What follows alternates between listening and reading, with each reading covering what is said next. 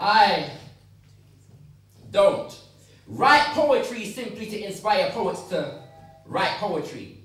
For I am not, and never will be, a poet in isolation. I want to inspire the fulfillment of the vision of nations. My poetry is an act of devotion and dedication, as opposed to emotional masturbation over my own ego, while we go nowhere, but down this system that couldn't grow with ignorance, as our humble abode. This is a part of something much, much bigger. Simply but importantly, I am the river, carrying souls to the ocean in devotion upon the notion that this poetry is a tool to counteract current states of mind and being, instilling Africans with a sense of self-worth, self-pride and self-respect, so that we command respect from anyone who would disrespect and protect everything that is ours, be it ourselves, our culture, or the circumstances of our reality, from culture bandits, racists, murderers and acts of police brutality. And just in case of the eventuality, I want to inspire lawyers so that the murderers are brought to justice in actuality. I want to inspire lawyers so that it's not so easy for us to be criminalized and have legitimized in the eyes of those who commit the worst crimes daily. And maybe we should create a new justice system, since currently one does not exist. And furthermore from this,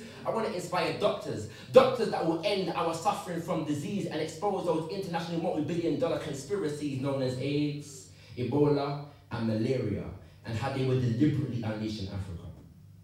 And then I want to inspire and expose again and start doing the work to which Oxfam and Red Cross State claim. All the years they've been in Africa while nothing has changed, and they wax themselves rich in the name of our pain. I want to inspire teachers in the game. Teachers to build schools that nurture natural genius instead of cultivate fools, and fulfill the true meaning of education, to bring out that which is already within, and that's far greater than anything that GCSEs to PhDs can bring. Like architects that resurrect the genius of Imhotep, historians who ensure that the lion tells his own tale. See me, I can't afford to fail, because this poetry is not about me. I am a griot, and this is a black print or a plan, so that future generations will know and understand and never again question whether or not we're African.